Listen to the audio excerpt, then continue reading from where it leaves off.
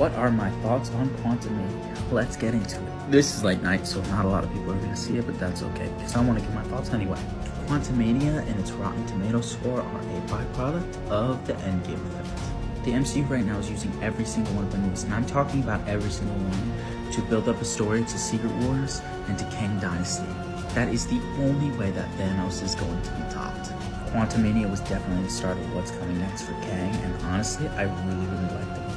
I wasn't the biggest fan of the ending, but that has to do with the fact that I need to see the gratification pay off later, and then if it does pay off, that's gonna be one of my favorite endings in the MCU.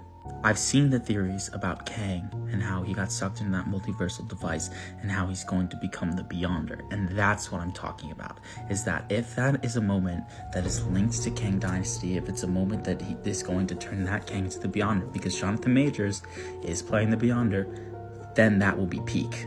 It showed the true terrifying power of Kang, and I'm talking terrifying. When he had Cassie up in the air, looked Scott in the eyes and said, "If you don't do this for me, I'm gonna kill your daughter, and I'm gonna make you watch it over and over again until you beg me to kill you." That was one of the best lines that I've heard from a villain in the MCU, and it honestly, dropped my jaw. I thought the setup with Kang was great. I thought there definitely was plot holes in the beginning. I thought that the CGI with MODOK's face could have been a little bit better if we're being nitpicky. But honestly, people are hating on MODOK. What were you expecting? That MODOK was comic accurate. Besides the fact that he was Darren Cross, the look was comic accurate. And I feel like MODOK's going to come again in the future. MODOK's a little bitch.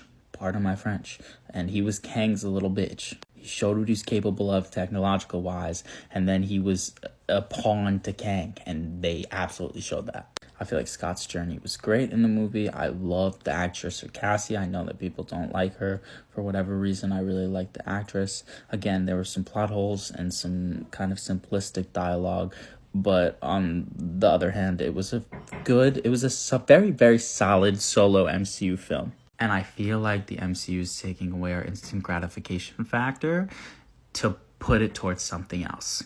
Kang killing Scott would have been that instant gratification. Instead, if they make him the Beyonder, they went for the long route, and I think it's brilliant. Again, we have to see where it goes, but that's just my thoughts on it. It's the same thing with Wanda disappearing or thinking she died at the end of Multiverse of Madness. It's the same thing with the Celestials and the Eternals. It's all leading towards something bigger, and we have to see where it goes.